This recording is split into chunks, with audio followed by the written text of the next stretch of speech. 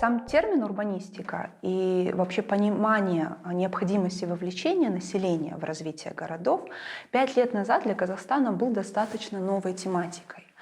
Спустя, конечно, 5 лет самого первого урбан-форума Казахстана эта тема сейчас достаточно актуально стоит на повестке дня и администрации городов, и популярное направление движения среди различных жителей наших городов. Урбан-форум Казахстан все это время старался поддерживать городские инициативы.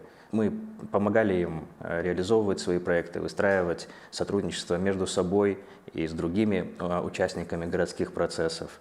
Мы приглашали их на свои конференции, чтобы они выступали уже экспертами, а не просто активистами. Следили за тем, как у них получается, что у них получается, а что не получается, и анализировали этот опыт. И теперь их истории, они помогают другим новым инициативным группам в других городах Казахстана. Нам, конечно, очень важно было понять, есть ли определенная критическая масса населения, которая готова уже вести конструктивный диалог с администрациями своих городов и совместно улучшать качество жизни наших городов.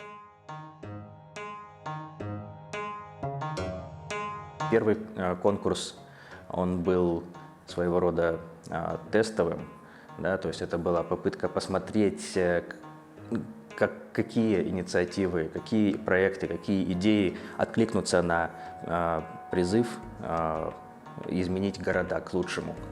Второй конкурс был более специфическим. Он был нацелен на развитие нецентральных районов города, и там были еще условия. Это необходимо было работать с локальным сообществом, вовлекать жителей в свой проект. И второе, это необходимо было выстраивать партнерство.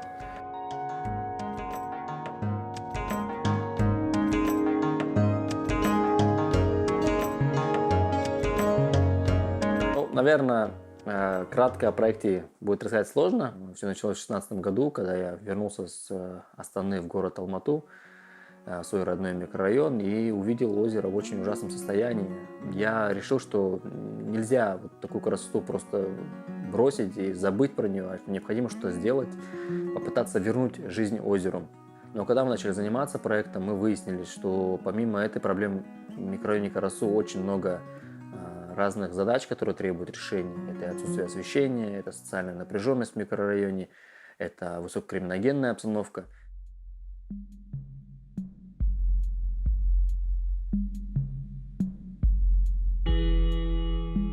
Мы хотели, чтобы у людей, которые живут не в центре, также появилось место и возможность, и точка для соприкосновения, диалога, установления более сильных таких взаимоотношений, которые потенциально могут вырасти во что-то большее, как в аспектах культуры, так и в аспектах социального городского изменения. Общими усилиями мы начали собирать людей, обсуждать с ними, что не хотите ли вы, чтобы у вас в районе появилась подобная инициатива. Начали информировать соседей, жителей, общаться с КСК, с местным акиматом, со школами, садами. На это ушло порядка 3-4 месяцев. Начали искать дополнительных партнеров, коммерческих, да, чтобы нам помогали со строительными материалами, с красками. Потом к лету мы строили сцену вместе с жителями. И это было очень интересно и невероятно. Суть проекта сводится к тому, что местные жители микрорайона Карасу решили очистить водоем, вернуть в него жизнь и сделать какое-то благоустройство, тем самым создав общественное пространство, которое решило бы какие-то проблемы микрорайона. Это был амфитеатр летний у берега небольшого водоема. Мы увидели, что есть большой, серьезный запрос на такое пространство, и решили, что мы можем это создать.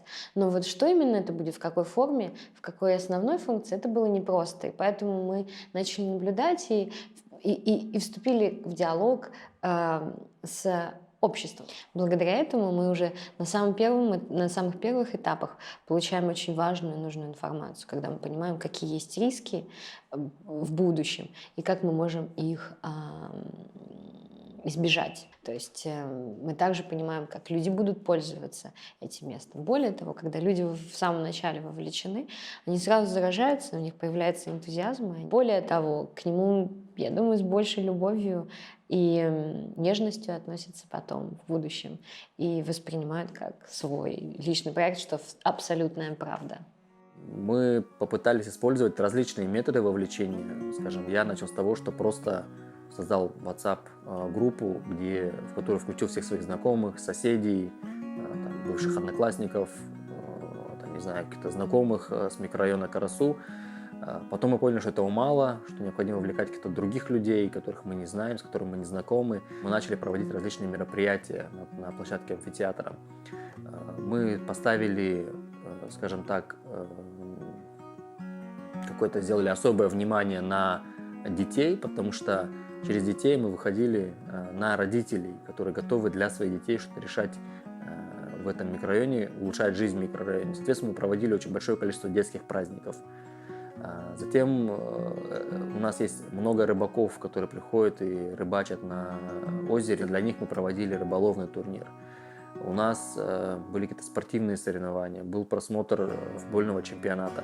Соответственно, каждый раз, проводя такое мероприятие, подходили люди, спрашивали, зачем это организовывается, что планируется сделать. И среди них были какие-то люди активные, которые потом присоединялись к нашей команде, начали помогать, начали какие-то свои идеи предлагать. Мы возвращались, и каждый раз видели, что что-то новое появлялось на этом участке. Приносили катки с цветами, вдруг там сварили мусорный небольшой лючок. Появились ступеньки для того, чтобы подняться на верхний уровни. Мы обратили внимание, что, наверное, люди меняли программу, меняли сценарий, то, как они хотят использовать это место, и адаптировали его согласно своим каким-то представлениям. Для нас очень важно было, чтобы люди вовлекали других участников городских процессов в этих районах, в которых они работают. Потому что именно это, на наш взгляд, делает проект устойчивым, более длительным. Потому что именно те проекты, у которых получилось выстроить партнерство на локальном уровне или на городском уровне, они оказались более жизнестойкими, они стали продолжаться, расти, и многие из них выросли в намного больший масштаб, чем изначально задумывалось. Но локально хочется, чтобы люди сами с этим делали. И тут как-то интуитивно важно отпускать, передавать. То есть, по сути, это такой письменный дружеский договор, который заключили между собой люди, и в который вовлеклись мы как НПО и администрация. То есть нам удалось собраться всем там же на сцене и обсудить, что мы хотим делать дальше. Вот есть сцена, есть комьюнити, есть администрация, есть наши пробы, да, того, как это может работать. Вот мы как НПО сейчас уходим, да, как гражданские активисты. А кто будет, не знаю, делать ремонт на сцене, следить за ее сохранностью, проводить мероприятия. Но они увидели, как это работает, откликнулись, и более того, сами начали проявлять инициативу проводить там мероприятия. И жители, в свою очередь, тоже как бы имеют отклик, импульс, вернее, проводить там какие-то мероприятия, взаимодействовать с администрацией, то есть давать этой сцене жизнь и пользоваться ей.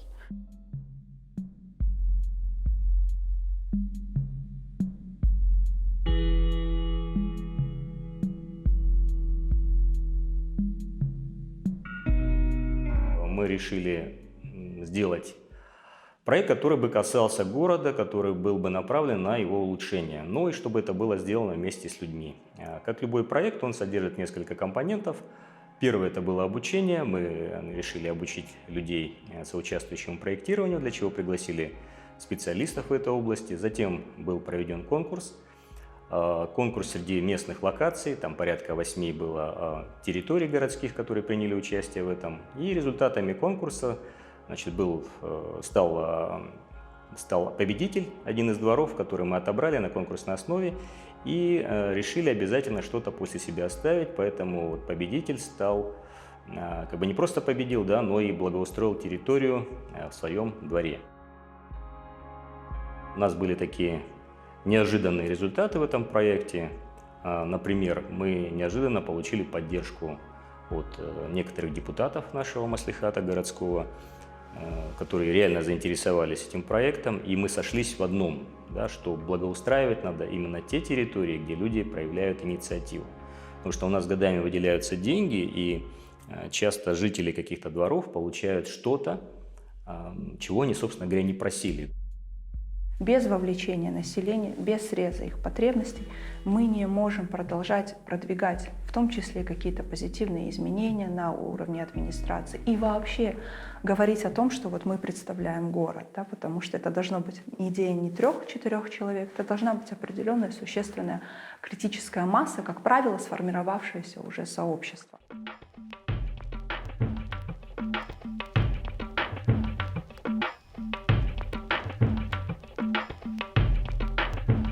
Мы столкнулись с конфликтной ситуацией, произошедшей в нашем городе, когда мы обратились в администрацию города с предложением, чтобы нам предоставили хотя бы вот этот вот правила, какие-то механизм, как эта реновация будет осуществляться, нам ничего не смогли дать. В связи с этим возник вопрос, насколько законны эти действия и насколько вот в этом процессе реновации осуществляется, скажем так, поддержание прав собственников жилья, потому что именно это их насторожило, люди боялись, что их обманут, и к нам, честно сказать, они тоже относились с настороженностью и даже, ну как сказать, отвергали общение с нами, потому что считали, что мы обязательно представляем какую-то одну из сторон. И даже были угрозы о том, что на нас подадут в прокуратуру, что якобы нас купил застройщик, и сейчас мы ходим, уговариваем людей. Основным этапом и основной задачей данного проекта это было установление хороших отношений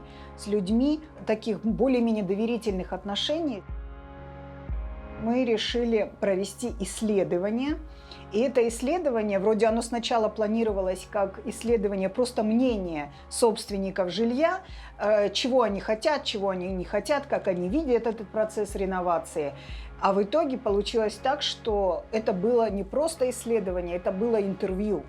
Абсолютно с каждым человеком, с кем мы встречались. Люди нам начинали верить. Это было непросто, честно скажу.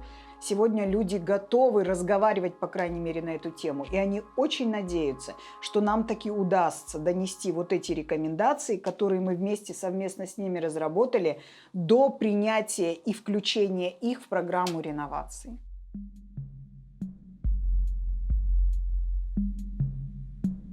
Во-первых, чтобы предпринимать какие-то действия, когда есть, конечно, возможность, лучше проводить исследования, чтобы от чего-то отталкиваться, понять, что же происходит. Потому что нужно с чем-то сравнивать. Да? Если мы хотим положительных изменений, то обычно нужно брать какую-то основную точку, какой-то бейслайн, чтобы понять, как двигаться в какую сторону, с чем сравнивать потом. Было-стало. Urban Forum Казахстан тоже с временем понял то, насколько важно проводить исследования, прежде чем запускать, например, какие-то диалоговые площадки. Нужно все-таки убедиться в том, что это на самом деле проблема, что это не то, что тебе кажется проблемой. Это может быть социологическое исследование, может быть кабинетное, может быть серия интервью, но это важный первый этап для того, чтобы начать работать с этой темой.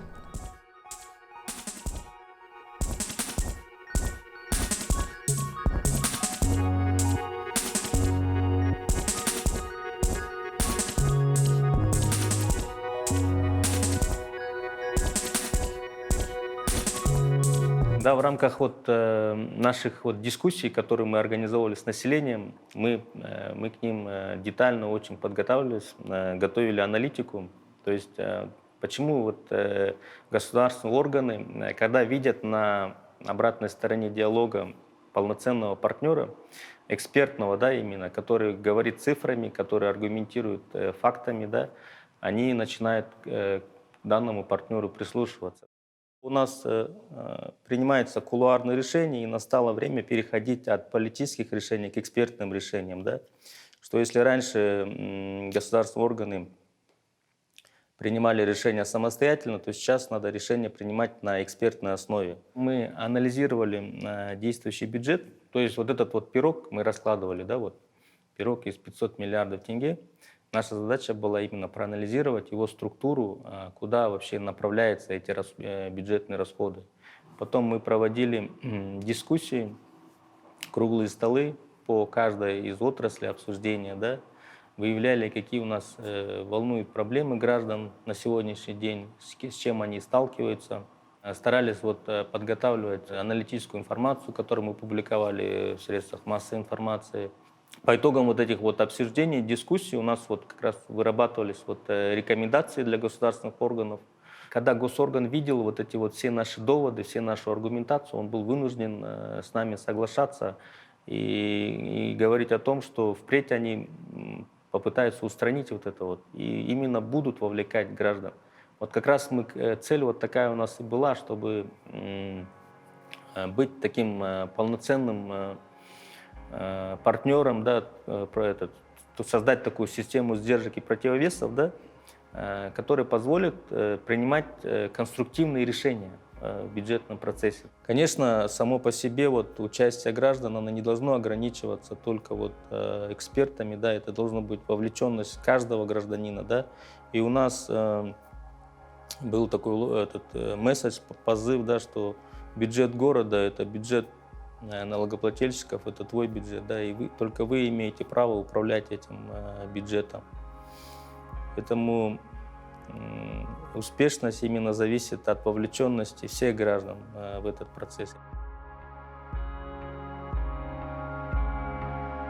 Наша активность стала настолько заметной, настолько бурной, на нас обратились свое внимание средства массовой информации и начали делать о нас репортажи, публикации, там, телеканалы снимали о нас сюжеты. Мы добились выделения достаточно большого государственного финансирования, и акимат сейчас ведет работу по благоустройству озера и прилегающей территории, создает там рекреационную зону. Это будут и детские площадки, спортивные площадки, это будет освещение, это будут новые рабочие места.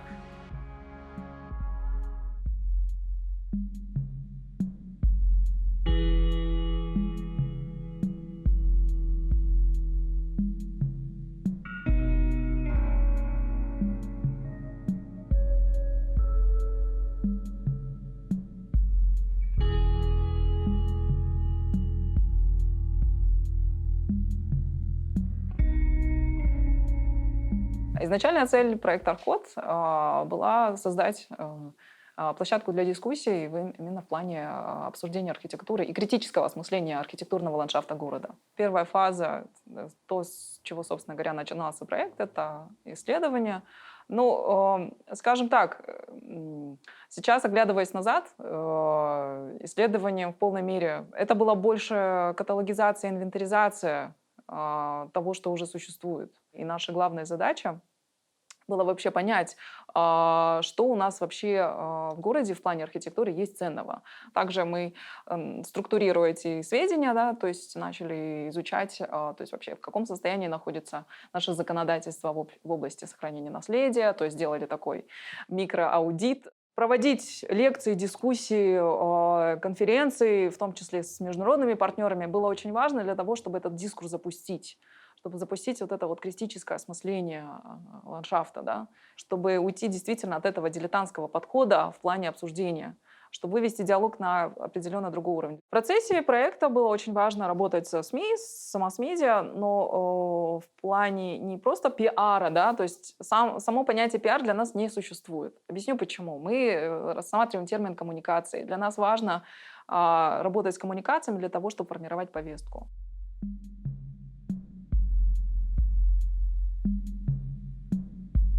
Исследовательская часть очень важна, я об этом постоянно говорю, потому что прежде чем что-то защищать, прежде чем что-то любить, ты должен, да, узнать, что это такое. И попытка какие-то архивные и академические материалы подать очень простым, доступным языком для аудитории, для горожан, это очень важная часть для того, чтобы горожане узнали собственный город, познакомились с этими местами. Исследовательская работа очень важна для того, чтобы сделать горожан своими союзниками, для того, чтобы горожане сами поняли, какие места им важны, какие места нужно сохранять. Очень важно людей увлечь, то есть важно, чтобы люди поверили, что они не одиноки в этой истории, в этой попытке изучить город, рассказать о городе, в этой попытке донести какую-то свою важную мысль. И это такой очень важный момент в коммуникации, построения доверия. Для меня лично, как для человека, живущего в Астане последние десятилетия, было важным рассказывать о городе, о тех местах, которые были и которых сейчас нету, в попытке как бы задокументировать эти исчезающие места и попытаться найти какой-то баланс между старым и новым. Существует большой стереотип, что Астана — это город без истории, что Астана — это город без лица, что это абсолютно новый город без души, который построен в голой степи. Такой стереотип был, и одна из целей проекта как раз была этот стереотип разрушить и начать говорить о городе как о месте с историей. Адвокатирование, адвокация – это продвижение изменений. И здесь важно понимать то, что изменения – это не обязательно какие-то реформы в процедурах или процессах принятия решений. Изменения – это в том числе и перемена в общественном восприятии той или иной проблемы. Очень часто большинство не воспринимает ту или иную проблему как вызов для себя. Да? То есть со многим мы миримся, потому что это привычно для нас. И задача по тому, чтобы изменить это общественное мнение, поменять его, это тоже очень, очень важная работа и очень сложная. Проект «Ветви памяти» — это инициатива, очень интересный кейс, потому что идея этой инициативы родилась просто в процессе работы с памятью горожан. Фотографии старого дерева в парке, они привлекли мое внимание, и я начал немножко изучать этот вопрос, и мы создали отдельный инстаграм-аккаунт для дерева и публиковали истории воспоминаний авторов этих снимков. И люди чувствовали какую-то связь с этим деревом, хотели его найти, хотели с ним сфотографироваться.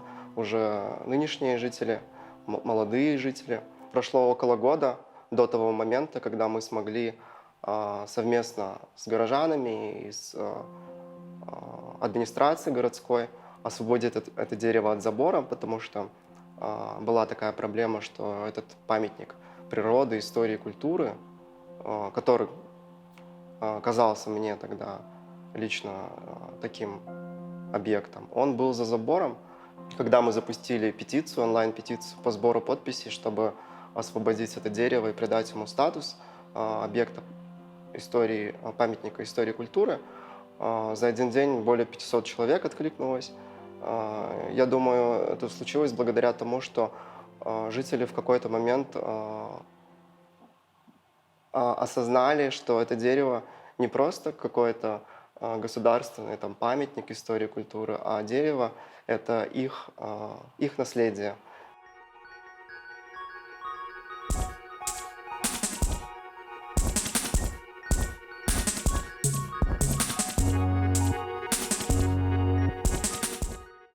В плане изменения дискурса, на самом деле, аппаратно-студийный комплекс, я считаю, ну и не только, он стал переломным. И несмотря на то, что реконструкция, а это реконструкция, была выполнена не идеально, понятно, что есть очень много вопросов по цвету стекла, и многие специалисты там могут придраться и сказать, ну вот это вот там плюс 3 сантиметра влево-вправо. Несмотря на все это, все эти погрешности и неидеальность, очень важно подчеркнуть, что это важная победа того, как вообще в принципе это произошло. Мы вышли на диалог с девелоперами, предложили им встретиться на независимой площадке, представить общественности проект реконструкции и получить фидбэк. Подключив к обсуждению также рабочую группу специалистов в области реставрации. То есть это был не формат общественных слушаний, формат обсуждения на независимой площадке. По инициативе общественности, это очень важный момент, был представлен проект реконструкции, который был, мягко говоря, нарушал очень многие моменты внешнего облика здания, нарушал его аутентичность и так далее. Во время обсуждения был дан фидбэк, комментарии со стороны ряда специалистов, которые на обсуждении присутствовали. Эти комментарии были взяты в работу. Далее, после обсуждения к проекту подключили одного из авторов аппаратно-студийного комплекса к проекту реконструкции. Вот. И дальше учли все моменты по тому, что важно обращать внимание на то, что это все-таки памятник, официальный кандидат в памятники, с которым нужно обращаться максимально бережно. Я однозначно считаю, что это достаточно серьезный сдвиг в плане того, как могут проводиться реконструкции, что они могут проходить по-другому, что они не должны проходить просто за высоким забором, когда через какое-то время открывается шторка, занавес, скажем так, и все ахают и начинают посыпать голову пеплом. Да. Это очень важный прецедент, когда мы постучались за забор и чуть-чуть отодвинули штакетину и сказали: а давайте мы будем за вами подглядывать и как-то будем принимать в этом участие. Хотя бы небольшой группой, а дальше больше. Но дело в том, что когда чуть-чуть отодвигается штакетина, дальше забор можно вообще сильно раздвинуть. И это очень важный прецедент, который позволяет другим инициативам также понять, что это возможно, что нужно взаимодействовать, что нужно влиять, что нужно писать. И таких вообще инициатив может быть гораздо больше. Мы создаем прецедент, мы показываем сценарий, мы показываем, как можно.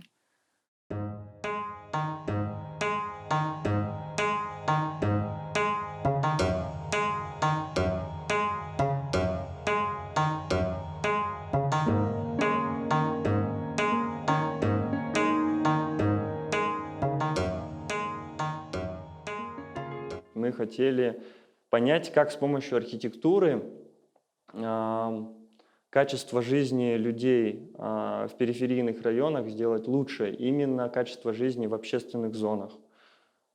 Там нужно ходить по улице и просто приставать ко всем прохожим. 30% из них посылают вас нафиг, остальные 60% как-то общаются, и у этих 60% можно что-то узнать. Например, у нас была карта Тастака, распечатанная на планшете 60 на 80 сантиметров, и жителям нужно было маркером нарисовать 3 своих самых популярных пешеходных маршрута по району. И там после 30-40, а в итоге мы где-то более 100 жителей именно в этом исследовании опросили, у нас была такая прям интересная картина о том, как живет район сейчас в данный момент на самом деле. Можно такой информации собрать абсолютно с разных сфер. То есть мы спрашивали жителей, где вообще они проводят время чаще всего, когда просто гуляют. Да? Они нарисовали эти точки.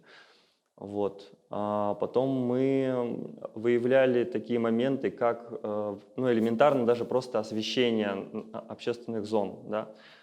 Где они освещены, где наоборот затемнены. И там у нас было чуть больше 10 таких исследований, и все это мы собрали в общую картину, и все это нанесли на одну схему. И у нас появился такой сценарий жизни района здесь и сейчас на тот момент. То есть, да, это тот скелет, это тот каркас начальный, на который мы, основываясь, начали уже что-то проектировать. И у нас получилась совсем другая картина самого проекта, благодаря как раз исследованию. Очень недолго думая, конечно же, администрация Акимата нас поддержали, и мы буквально после этой встречи через 2 месяца практически построили и реализовали уже 2 отрезка этой аллеи. Для меня основным моментом все-таки в проекте как раз было то, что мы не рисовали на бумаге в офисе. Мы не проектировали, рисуя там поверх карт, да, что-то творческое, фантастическое, нереальное.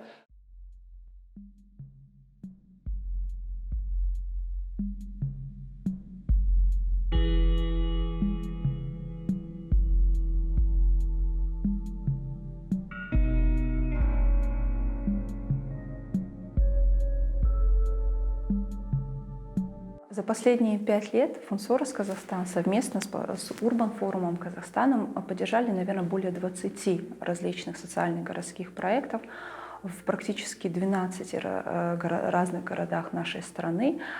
И, конечно, качество и развитие, да, этих проектов, оно растет из года в год. Мы видим, что этой критической массы достаточно много. Она разнообразна, она разного состава, она разного качества, она разнообразного количества в самых разных городах.